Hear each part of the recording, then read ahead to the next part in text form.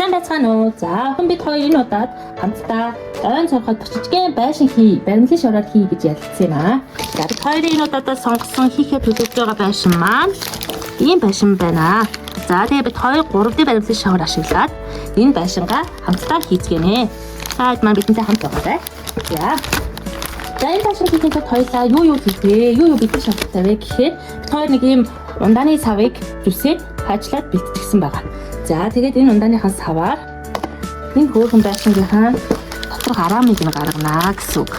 За. За, бид хоёр ихтэй ба бэлэн байна үү? За. За, хоёулаа ихтэй. Өөрөөр амжилтаараа зарцаад. Тэгээ хамгийн түрүүтэй суура хийгүү. За. Хоёулаа суур ямар өнгөтэй байна вэ гэхээр бор өнгөтэй байна. За бор өнгөөр хийн. За хоёулаа чулууга ямар өнгөөр хийх үү? Чулууг би мэдэн. Би шар өнгө. Оо яг үнэ. Тийштэй. Одоо яг энэ өнгөөрөө байхгүй гэсэн өнгөдөө холиод гаргаж чадах шүү дээ. За хоёулаа ажиллаад суура хийнэ. За. Яа. Хоёр бороо хийх үү? Тэгээ. За. Хүмүүс хөрөхгүй хаа тий. За хоёулаа дугуй хэлбэртэй хийх болоо. За хоёулаа тийхингээ гоё юм ярьцгаа. Энэ удаагийн хоёулынх нь ярилцах сэдв бол санхүүгийн талаарх таа гэж үзэж байна. За санхүүгийн тал дээр за миний охин ер нь хэрэг мөнгө цуглуулж байна. Ер нь миний охин мөнгөтэй юу? Хөрөнгөлтэй юу? Хөрөнгөлтэй юм нөхөн? Үгүй надад тийм чих мөнгө байхгүй. Тийм үү? За миний охин хөрөнгөлтэй болох юм гэж боддог уу? Тийм. За хөрөнгөлтэй болох ер нь юу сайн юм нөхөн? Миний охин юу хэрэгтэй гэж бодож байна? Хөрөнгөлтэй байх ер нь юу хүмүүс яагаад тэр хөрөнгөлтэй болохыг илүү үздэг юм болоо юу гэж бодож байна нөхөн? Юм авахын болж юм болов. Тийм ба тий. Тэгээд яг ямар нэг юм авчия гэж бодонгууд тэр мөнгө нь одоо хүрлцэхгүй байлаа шүү дээ. Тэгээд тэгвэл хүмүүс яадаг вэ? Ер нь хөвчлээ. Цуглуулдаг. За эсвэл яг бүр шаардлагатай бол зээл авч болдог тий. Гэхдээ ер нь бол зээл гэж юу вэ? Ер нь миний охин зээл гэж юу гэж бодож байна? Зээл гэж мэд хүмүүс охин? Зээл гэдэг чинь миний охин банкнаас авч болдог. Банк юм уу? Банк бус гэдэг юм санхүүгийн байгууллага байдаг байхгүй юу? Тэр санхүүгийн байгууллагаас авч болдог. Одоо мөнгө гэлж байгаа байхгүй юу? Гэтэ миний охин тэндээс зээл авбал хүүд гэж төлдөг. Тэр мөнгийг авч ашиглаж байгаагийнхаа хариуд одоо төлбөр төлж байгаа гэсэн. Одоо жишээлбэл миний охины газар очиод завтаа заримдаа худалдаж авлаа гэж бодъё. Тэгвэл тэр заримдаа худалдаж авсан мөнгөө төлөх үү? Тэр шиг. За яг хэрэгцээтэй үед нь мөнгө одоо өглөө баярлаа гэж хүү төлдөг бахны. Тэрийг зээлийн хүү гэж нэрлэж байгаа байхгүй юу? Тэгэхээр яг миний охин юу гэж бодож байгаа? Хэрэгтэй үед нь бусдаас ингээд зээлээд аваад төлбөрөө төлчлөө л доо. Тэгээ хэрэгцээтэй юм авчлаа жишээлбэл одоо байр авч болно, машин авч болно, хүмүүсийн хөвчлэн бас гар утас судалдаж авдаг, зэрэгтэй зээлийг ашигладаг. За тэгэхээр ер нь бол цаг хугацаагаа хэмнээ даваа талтай байгаа биз? Гэхдээ төлбөрийг нэмэлдэг ахна шиг байна. Тэгэхээр миний юу гэж бодож байна? Зээл авах нь ашигтай юм шиг байна. Авах нь зөв боловч тухайн үед хэрэгцээтэй үедээ зээл аваад зарцуулах нь зөв ч гэсэн хүмүүс бас хуримтлуулдаг. Хуримтлуулах даваа тал юу вэ? Одоо хэрэгтэй үедээ юм өөрөө авчиж чадах юм шиг тийм байна. За миний охин ер нь хуримтлал чамд хэрэгтэй гэж боддгоо хэрэггүй гэж боддгоо хэрэгтэй.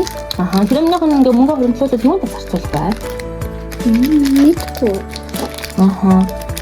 Миний охин нөгөө сургалтын цумаараа гэж ярьсан шүү дээ. Жишээлбэл хэлний. Тий. За бас дээрээс нь гоё хөгжмийн тий. За тэгэнгүүт бас дээрээс нь өөр миний охин ингээ дуртай юм амаар санагдаж болно шүү. Жишээ нь өнөөдөр ходод дэвгүүр авахад миний охин дэг тоглоом амар таалагдсан тий. Амаар л байсан баг та. Тэгэнгүүт тэрийг ингээд авъя гэх тэгэнгүүт миний охин хөндлөсөн мөнгөнөөс ингээд авахсан уу? Тий.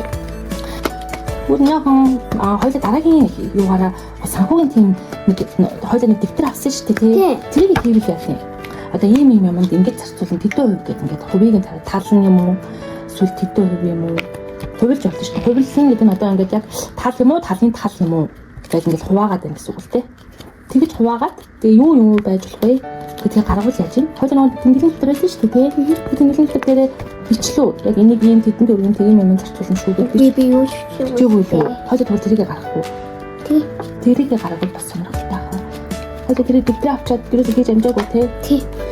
Та хийж Би нэг үзэх. жоохон мөнгө хийжээл тэгээд нэг хэрэгтэй үед авчихсан л да. Тийм үү. Тэгээ одоо хоосон ба. За тэгвэл тэрэн дээр хоёулаа ажиллая.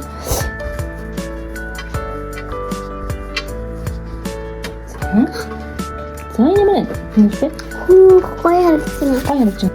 Одоо энэ тавчих уу? Хаана байвал хөрөх юм бэ? Энэ нэг юм хэсгийг юм баггүй. Энэ нэг юм Бургерийн дотор нь ихлэ тавьчих. За. Гэртэн дүүрэртэй гэж үү? Дүүрэртэй шүү дээ юм аль чинь. Дүүрэн дөртэй хүн амьддаг. Тийм үү? Энэ яхан шүү. За энийг ингээд дашуулах уу? Тэгээ. Уртаашаа ийм юу иш үндэс цэцэгний үндэс Дарамтлын хийсэн чинь шавтайгаа ирдэг. тийм дарамтлын шавтайгаа ирдэг энэ иймэрхүү юм байдаг байхгүй юу? Энийг нь ашиглаад энэ ишийг нь хийхдээ ашиглаж байгаа. За. Оо ингээд болчих. Оо амархан. Амархан. За хайсан чинь энэ хүү ягаан гарч ийн. Гоё харагдчих. Гоё харагдаж байна. За жаахан цагаан ясчи. Хөөс нэг цагаан нэлээд байгаа тий. Тий.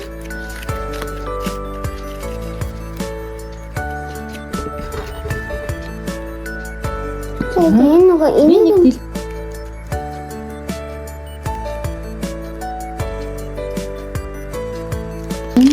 цаар нэг хоёр тамиг нь бичсэн юм аа.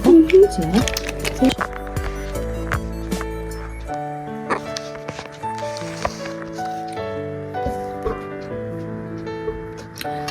энэ гурван ус байна. Та гэх чинь Ингээд навч нэмээр л бэ.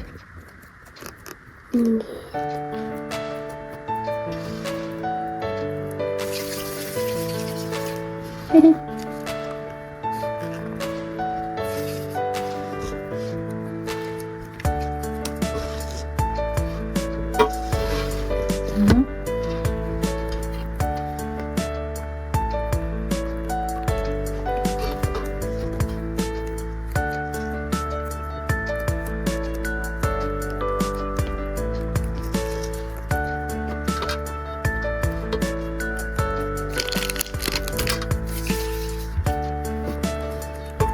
одоо нэг гурван жижиг ус хийх.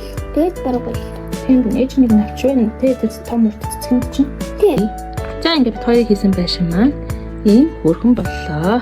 За энэ байшин бол яг үүндээ хинт зориулагдсан байшин бэ гэвэл манай хоёр найз яг.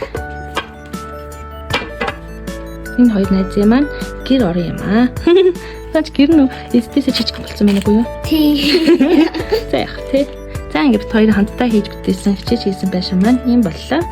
Үзсэн та бүхэндээ баярлалаа. Баярлалаа. Баярлалаа.